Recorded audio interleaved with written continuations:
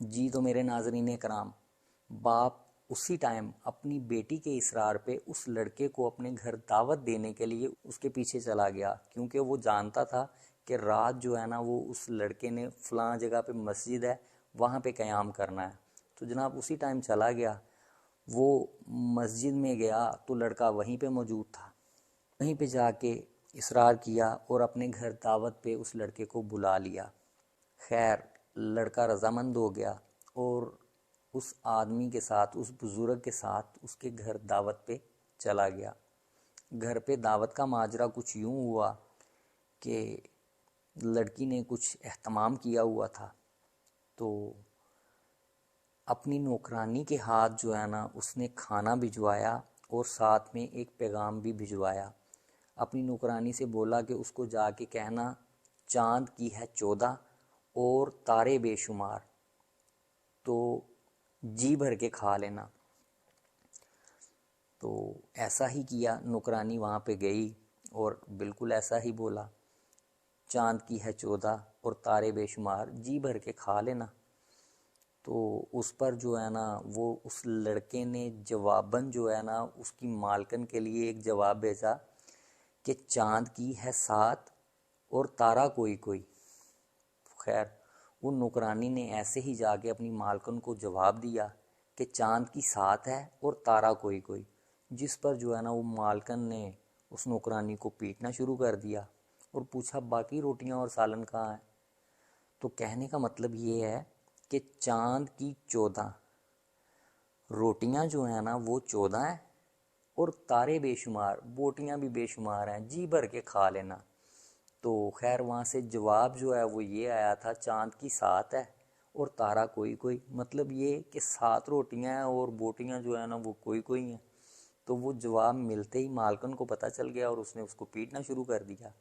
خیر وہ لڑکی کے دل کو وہ لڑکا بھا گیا، جس پر جو ہے نا وہ اس لڑکی نے اپنے باپ سے ڈیمانڈ کی کہ میں شادی کروں گی تو اسی لڑکے کے ساتھ کروں گی۔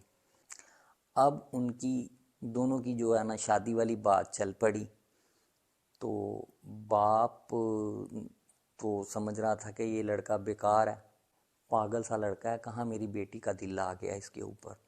خیر وہ بیٹی کے ہاتھوں مجبور تھا، اس کو پرپوزل جا کے نا اس نے دے دیا۔ لڑکے نے ایک شرط رکھ دی کہ ہاں ٹھیک ہے، ایک شرط پہ تمہاری بیٹی کے ساتھ شادی کروں گا۔ اس نے شرط پوچھی کہ کیا شرط ہے، ڈیمانڈ کیا ہے؟ تو جس پر لڑکے نے کہا میں صرف ایک دن کام کروں گا، اس کے علاوہ میں نے کام نہیں کرنا۔ اب پاگل ہو، باپ کے دل میں آ گیا کہ ایک دن کام کرے گا تو میری بیٹی کو کھلائے گا کیا؟ اس نے وہی شرط جو ہے نا اپنی بیٹی کو آگے بتائی، تو بیٹی نے کہا اس کی بات میں بھی کوئی مصلحت ضرور ہے، تو لیکن اس نے بولا جو کچھ بھی ہو جائے میں نے شادی اسی لڑکے سے کرنی ہے۔ خیر دونوں میں طے پا گیا، دونوں کی شادی ہو گئی۔ ان لڑکا جو ہے نا وہ روزانہ کلہاڑا اپنے کندھے پہ رکھتا اور جنگل کی طرف نکل جاتا، اور گزرتے گزرتے جو اس کے پاس جو درخت اس کو اچھا لگتا اس کو نوکنگ کرتا اور کہتا ہاں دوست میرے کام آؤ گے۔ تو اسی طرح سے شام ہو جاتی، ہر درخت کے پاس جو جو اس کو اچھا لگتا اس کے پاس جاتا، اس کو نوکنگ کرتا، اس سے پوچھتا ہاں دوست میرے کام آؤ گے۔ تو کافی عرصہ ایسے ہی گزر گیا۔ ایک دن نا اس نے ایک درخت کے پاس جا کے نوکنگ کی، ہاں دوست میرے کام آؤ گے، تو وہ نا درخت بول پڑا، کہتا ہاں میں تمہارے کام آؤں گا۔ لڑکا خوش ہو گیا، کسی کے کام آنے کے لیے قربانی ضروری ہے، تو وہ درخت جو ہے نا وہ سمجھ لیں کہ لڑکے کے اوپر قربان ہو گیا۔ تو لڑکے نے نا خوشی خوشی اس درخت کو کاٹ کے اس کے اوپر کچھ محنت کی، تو اس کی نا ایک چارپائی بنائی بڑی خوبصورت، دیکھتے ہی جس کے اوپر نا دل آ جائے۔ چارپائی بنا کے لا کے نا اپنے چوراہے میں بچھا دی۔ تو چوراہے میں بچھا کے لوگ آ کے مالیت پوچھتے، کہتا مالیت اس کی کچھ بھی نہیں ہے، جو اس کے اوپر سوئے گا، سو کے اٹھے گا، خوشی سے جو مجھے دے گا وہ مجھے قبول ہے۔ کچھ لوگوں کے دلوں میں ڈر بیٹھ گیا۔ وہ خیر چوراہے میں بیٹھا ہوا تھا، تو اس کی خبر جو ہے نا آہستہ آہستہ آہستہ کافی دن گزر گئے، لوگ آتے جاتے تھے پوچھتے تھے، وہ کہتا تھا اس کی قیمت کوئی نہیں ہے، جو اس کے اوپر سوئے گا، صبح اٹھے گا، جو خوشی سے دے گا وہ مجھے قبول ہے۔ خیر وہ خبر جناب پھیلتے پھیلتے پھیلتے پھیل گئی، تو وہ دور کہیں نہ ایک بادشاہ سلامت تھے، ان تک بھی یہ خبر پہنچی۔ بادشاہ کو بڑا تعجب ہوا کہ وہ کون سی ایسی چارپائی تیار ہو گئی ہے جس کے اوپر بندہ سوئے گا، اٹھ کے پھر اس کا معاوضہ ادا کرے گا۔ خیر تجسس تھا، بادشاہ سلامت بھی وہاں پہ پہنچ گئے۔ تو بادشاہ سلامت نے بھی وہی سوال کیا کہ اس چارپائی کی قیمت کیا ہے، تو اس کا جواب پھر بھی وہی تھا کہ جناب اس کے اوپر جو سوئے گا وہ اٹھے گا، اٹھنے کے بعد جو بھی مجھے دے گا نا خوشی سے، وہ مجھے قبول ہے۔ بادشاہ نے سوچا کہ مجھ سے بڑھ کے کون اس کو معاوضہ دے سکتا ہے، چلو میں ہی سوتا ہوں۔ بادشاہ سلامت جناب ایسے اپنا جوتا اتارا، چارپائی کے اوپر لیٹ گئے۔ ابھی لیٹے ہی تھے، سونے کی کوشش کر رہے تھے، ایسے آنکھیں بند کی، انہیں نیند آ گئی۔ جیسے ہی انہوں نے آنکھیں بند کی، وہ کیا دیکھتے ہیں کہ جو چارپائی کا ایک داہنا پایا ہے، اس نے کہا کہ یار تم ذرا ادھر رکو، میں ذرا بادشاہ کی نہ خبر لے کے آتا ہوں کہ بادشاہ اپنی رعایا کے ساتھ کیسا ہے۔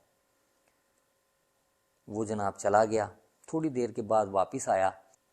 جو 3 پائے اور تھے ان کو آ کے کہنے لگا یار یہ بادشاہ تو بہت اچھا ہے، رعایا بھی جو ہے نا اس کی بڑی خوش ہے، لیکن اب کیا کریں، یہ بادشاہ نے صبح مر جانا ہے۔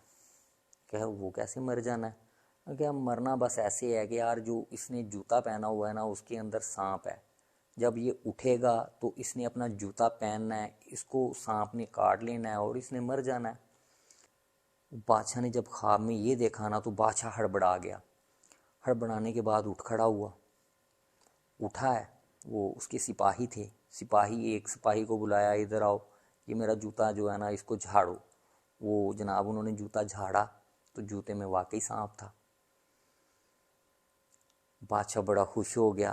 بادشاہ نے یار یہ بڑی کمال کی چارپائی بنائی ہے اس نے تو میری جان بچائی ہے، اسی لیے یہ کہتا تھا کہ جو بندہ اس چارپائی کے اوپر سوئے گا وہ صبح اٹھ کے تو مجھے جو بھی اپنی خوشی سے دے گا وہ مجھے قبول ہے۔ تو اس پر جو ہے نا بادشاہ اتنا مہربان ہوا، اس نے کہا یہ گھوڑا ہے، یہ میری سلطنت ہے، یہ ہمارے ہیرے جواہرات ہیں، تو صبح سے لے کے شام تک جو تم لے کے جانا چاہتے ہو وہ لے جاؤ۔ تو جناب وہ کام پہ لگ گیا، تو اس نے اتنی دولت کٹھی کی، اتنا مال کٹھا کیا اپنے اس ایک دن کے کام سے کہ وہ ساری عمر آرام سے بیٹھ کے کھائے تو وہ خزانہ ختم ہونے والا نہیں تھا۔ کہانی میں کوئی نہ کوئی سبق والی بات ضرور ہے۔ اگر آپ کو کوئی سبق سمجھ آئے تو کمنٹ سیکشن میں ہمارے ساتھ شیئر ضرور کریں۔ شکریہ۔